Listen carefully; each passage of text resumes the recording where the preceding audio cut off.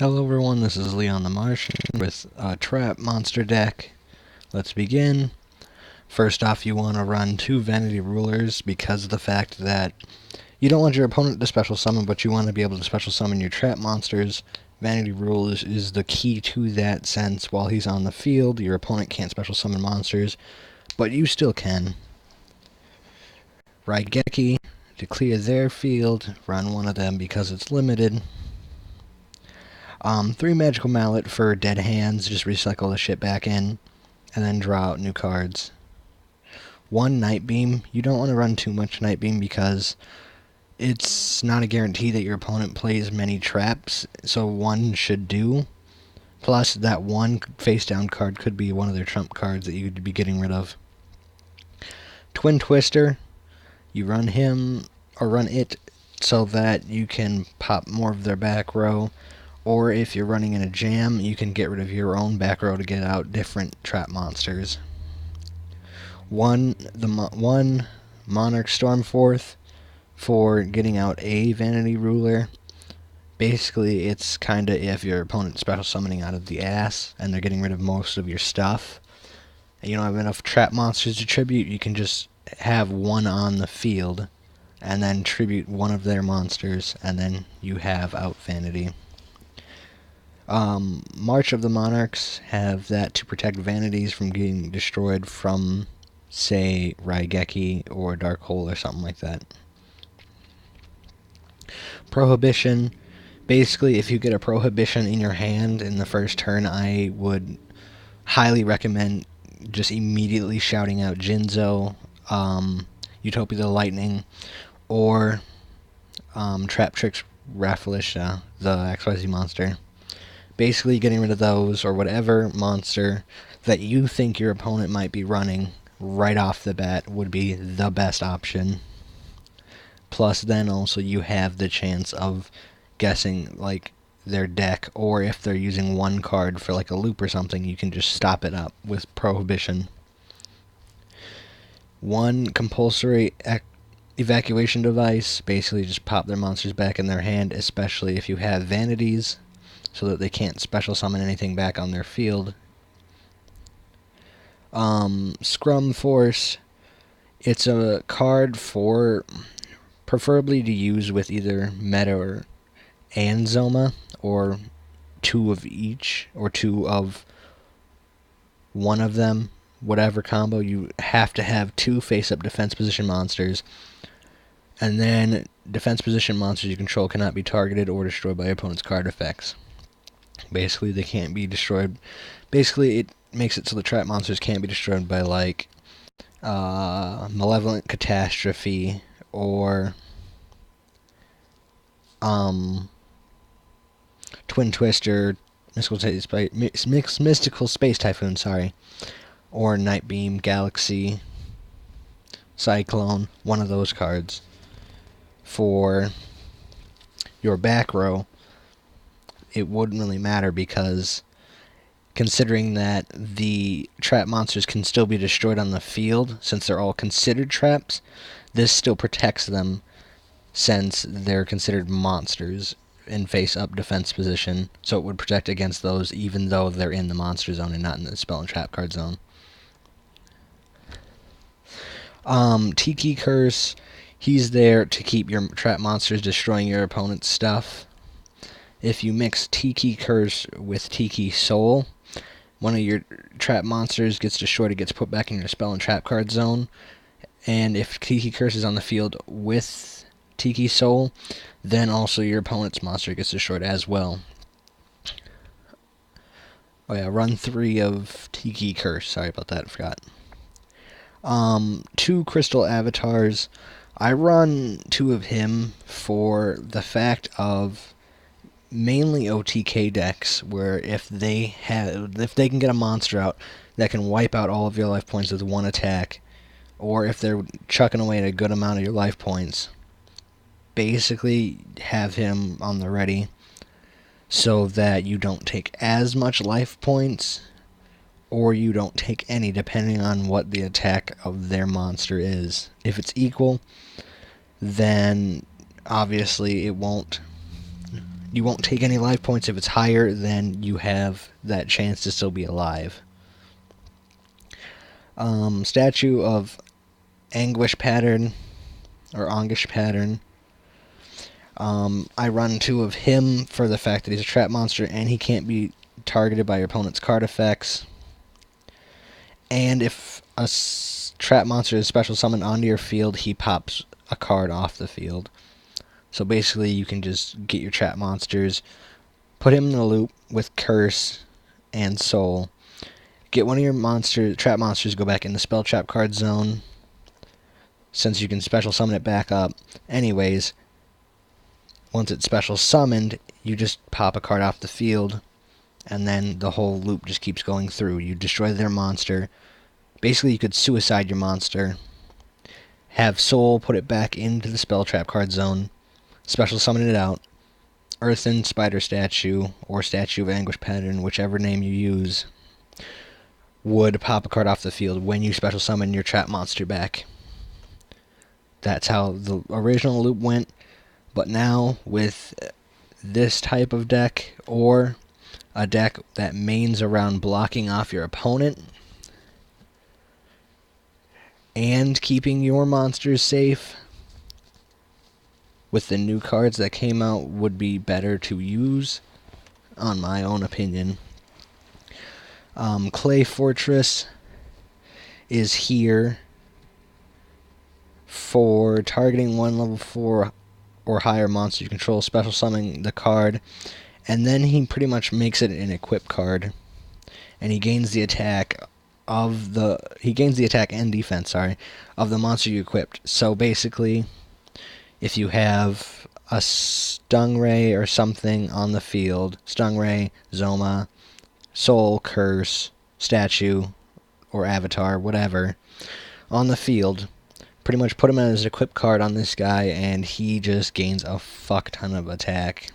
Basically, he's basically the tank of the deck. And he has the Goblin Force type of effect, where he's switched to defense mode after he attacks. But unlike Goblin Force, he can switch back into attack on your next turn, which is really good. So he's pretty much like a hit and run type of guy. I run 3 of him for that purpose. Again, back to Soul. I run 3 Souls for their set it back into trap card zone effect. And he's kind of like a shaman, basically, where he could bring back your trap monsters, which is really good for the deck. Phantom Swords.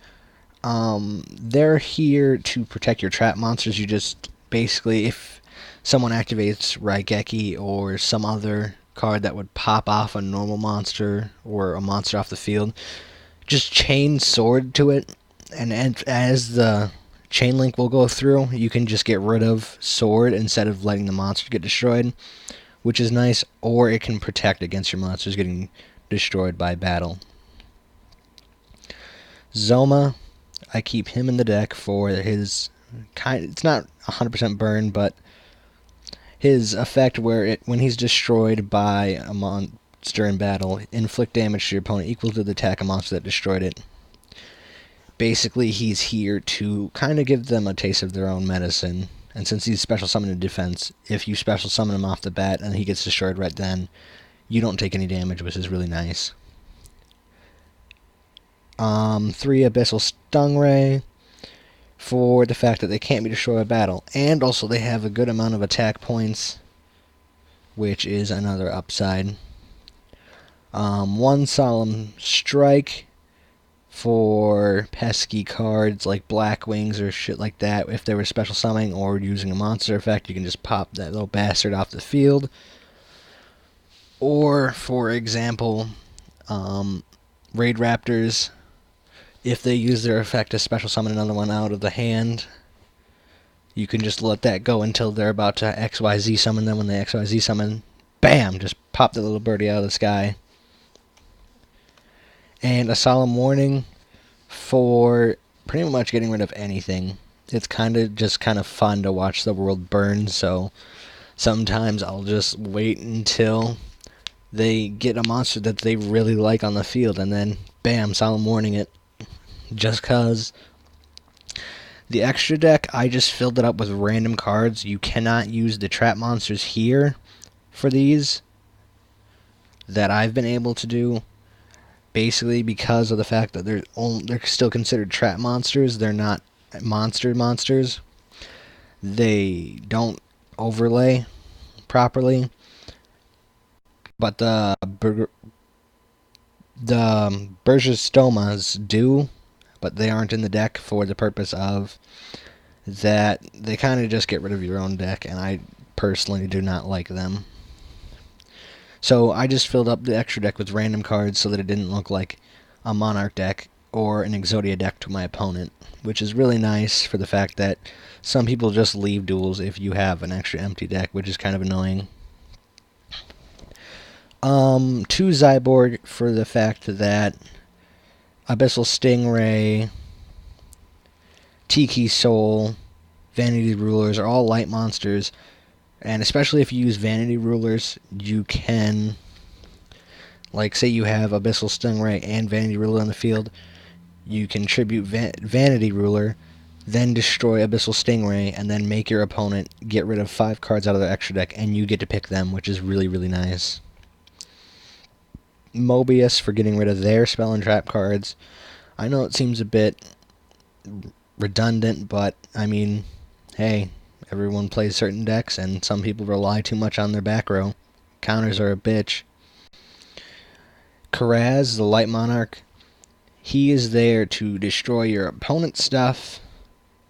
Like if they play Jinzo, that will really fuck you over with this deck. So if you can get a Karaz on the field, either destroy their Jinzo or whatever is preventing you from doing whatever you want.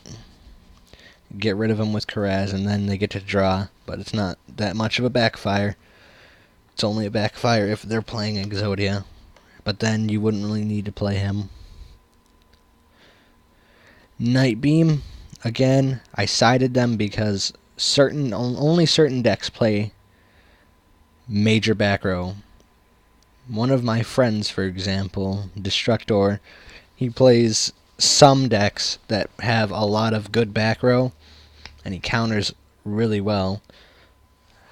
I should use Nightbeam to pop his back row so he can't chain to the effects, which is very nice, especially for cards like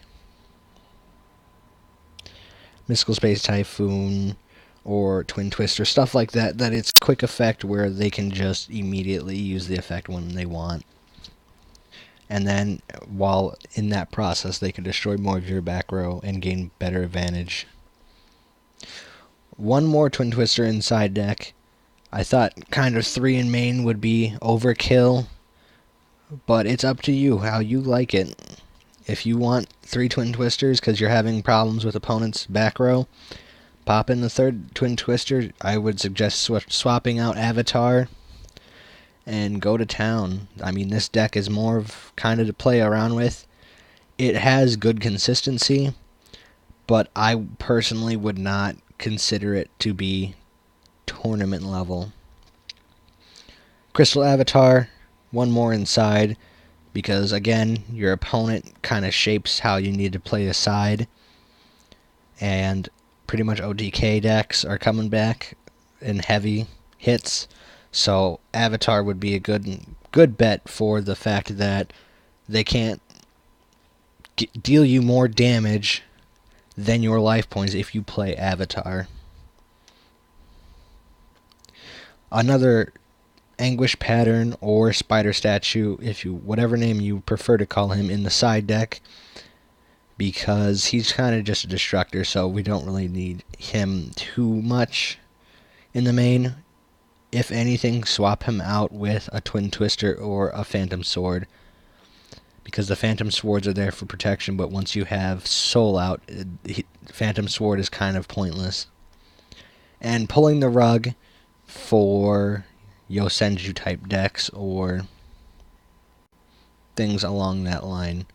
Sorry, I couldn't think of one at the moment, but that's all I have for you guys today.